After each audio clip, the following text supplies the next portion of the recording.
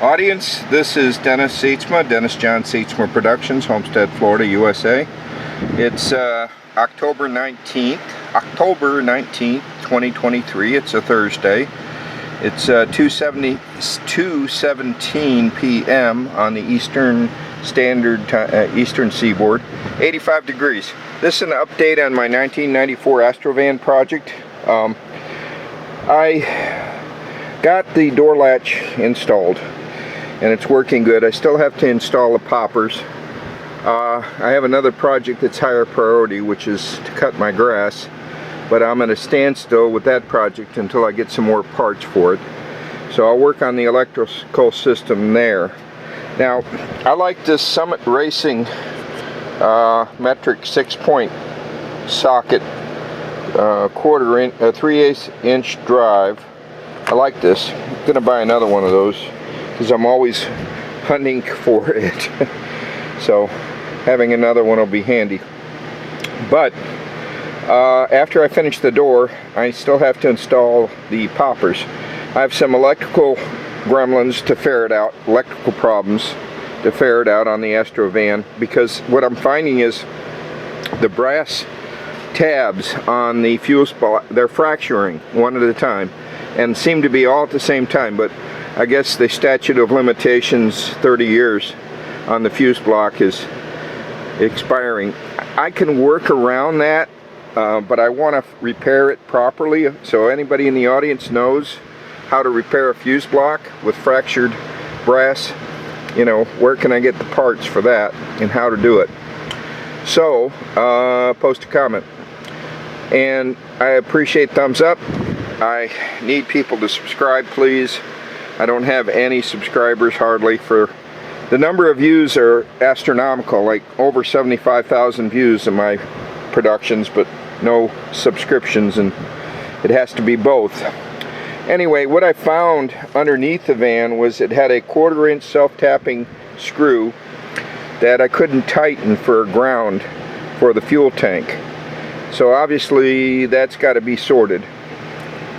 I tried a M6 self-tapper and that didn't work out so good because I'd have to drill it larger hole to get that to work. So for now I'm going to stay with the 1/4 inch, but I need to find a source, if anybody knows, for these star washers and the star terminals that are like this, serrated on the inside and the outside, doesn't matter, so I can ground. Now I'm going to redo the grounds on this subject van. I'm the original owner, the first owner of the van, and as far as sizes go, I bought this online. This is very handy to know sizes, and it tells me that the 1/4 inch is 6.35 millimeters, so I think that translates into an M6, but it doesn't really want to go that way, and an M8 is even bigger. Anyway, the gauge helps to know what you're dealing with. But I want to redo grounding and bonding, and cables that are 30 years old on a vehicle need to be replaced. I like to use marine grade cable. I like to solder crimp them and then solder my terminals, and then use some paintable insulation tape. I have a lot of stuff here I use routinely, like this penetrating fluid, and where is the Starbright? Starlight. It's a PVT, paintable vinyl tape. I must be out of it. I need more. Anyway, I put 2 coats of that over the splices. I do use crimps, but only sparingly, and I like to get rid of any connectors in a harness or that aren't necessary to be in it. And on my tractor project, I'm working on that. But anyway, let's talk about the van. The paintable vinyl tape, I'll have to buy more, but I like to make up cables out of marine grade wire and crimp it like you see here and solder it, and then this end is soldered. I couldn't get the iron hot enough. I have a 300-watt iron. Anyway, let's go to the van. I need to talk about this door latch. The people on the van groups, social media, said, oh, this is easy. Handle and latch. And when you're done, it's going to work like magic, right? Like that. I still have to put the popper in, but they lie. Liar, liar, pants on fire. It's not easy. And I drilled, here's the factory hole, and I drilled 2 more holes. These I can plug. This is 3/4 inch electrical plastic. Plug, and done. Nobody will know the difference. But without these holes, I would have had to disassemble the whole door and take the glass out and the regulator out to get my hands. And anyway, the people that say it's easy are full of bull. It ain't easy unless they have a magic wand. I even removed the armrest because they said that would help. It didn't, except I can get fuzz off my rods. Now, there are 4 rods that connect to the latch, and you know, these 2 are obvious what they do, because one is the lock for the latch and the other one is the handle for the latch. Okay, and you see how it plugs in there. Okay, there's 4 of these pluggers. Now, one of them I don't like, the one that was on dormant, so I left the factory one on. These factory ones are white. Now, you can get these little plastic things at Napa. If I get time to put this into a video production, it'll be at the end with my reference materials, with the part number and all that stuff. But anyway, it's like $5 for the kit to rebuild these things. But I wanted everything new, so I went online. This is a 94 Astro van. I'm one owner, and I got this Dorman, and I guess this is a part number 77193. Here's help, 77193. Anyway, got this from Dorman, and it was easy to install with the holes. Without the holes, this upper bolt would have been a killer. But even once this was done, it was still stiffer than hell. So I replaced the latch. Now this Dorman latch, this is a 940-100 door latch actuator, dormanproducts.com. Bought that online. This was kind of expensive, but the secret is, trade secrets. There's a rod that comes down through that hole, and it's gravity that holds it, and there's a connector at the bottom of it. Without this, here, let me put it where I can actuate it. Without this hoozy-doo to pull that, it won't work from the outside. From the inside, there's like 4 connections. There's one here, and this is for the door handle to actuate. This one here, and then there's 3 more at the top, and one of them is to lock or unlock the door, whichever way it goes, that way or this way.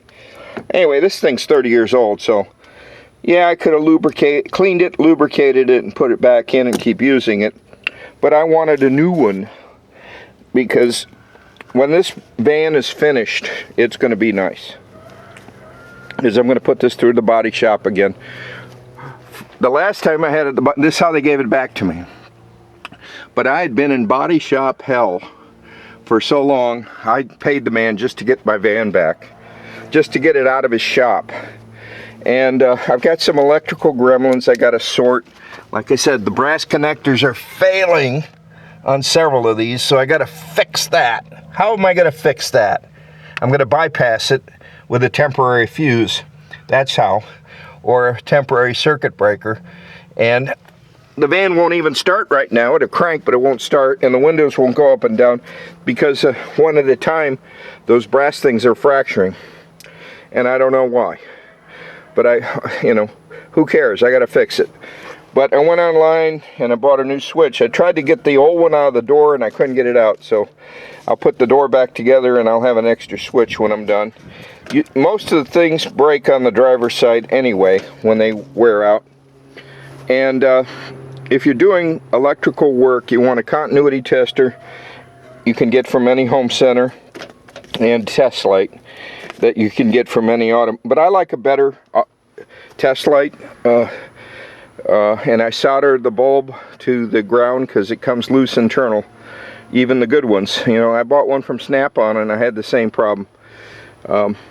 But of these four, the hardest one for me to get to was the last one, which goes to this latch. Okay, the next thing I'm going to do is install the door actuator, the lock at the solenoid. And I found the OEM and the aftermarket. I did some experiments. They push and pull 4 pounds either way, a good one. And it doesn't matter, the aftermarket, they're the same, or the OEM, same performance, but they have a sweet spot. If you can't get it to work, you may have to adjust, you know, bend rods or adjust to get it to work properly. After 30 years, things don't work as well. Now, when we go on to the next video segment, which this is a documentary, it's not a how-to. When we get to the next one, I'll talk about the improvements I'm going to do to the transmission. And I'm going to wait till tonight to take photographs of these tags, because for some reason they don't come out well during the day. But you can see the ground wire here. I need to ground this to frame somehow. Oh man. Okay. Come on, come on. Oh, my screen keeps closing on me. Okay, that terminal has to go to ground, and I'd like it to be a grounding type with the spikes on it to dig into the frame real good. Now, I'm going to run new cables for grounding and bonding at all the critical points. I'm going to do a new starter cable. I'm going to do a new alternator cable, because after 40 years, you want to replace those. And my good friends at pacergroup.com online will fabricate them to my specs for me, or I can get the wire from West Marine or someplace else, marine grade wire, because, you know, look at this. This is awful. It works, but I think they would call that jury rigging, and I want to improve this. So that said, now the numbers on the transmission are important, because my friends at Sonics said they need that to get me the right kits. And this is not going to be a race car by any means, but I want it to be durable to pull my boat and do farm work. But I got to do something about this corrosion. And I went into a body shop yesterday. I was in Homestead, Florida City, next to Leo's. And I got this gummed up with flex paste for now to stop the leaks until I can get the body work done. Or I may end up doing this myself, but I use flex whatever. I use this product, flex paste, even though the technical support said don't. I did it because I can't stand it. I can't stand it. Worse than that, I see corrosion all over the inside here. From the fire, and I had an engine fire here, and I got to fix that too. But it was starting and running until I had the broken tabs on the fuse block. So it's one thing after another, and I still haven't solved the engine noise problem. So this is a documentary, this is a video log, this is not a how-to. For right now, I've sprayed everything down real good with some contact cleaner or with the corrosion preventative, the Aircraft ACF 50. I love this stuff. This is, once you use ACF 50, you won't go back to other corrosion preventatives. And of course, I got to remount the armrest, but I got to put the popper on the actuator. Can't even say actuator, but it's back here somewhere that I have. And it was a new one. The guy that worked on this before me, the shop, take it to the shop, they'll fix everything. Yeah, right. Yeah, they'll charge you for fixing everything and it still won't work. Anyway, the shop put in a new actuator, and they insisted on using Rock Auto or OEM or whatever, and I ended up testing both aftermarket and OEM, and they're the same performance. So save your money when it comes to actuators. An actuator is when you hit the button it goes open or close for the door lock. So give me a thumbs up if you like it.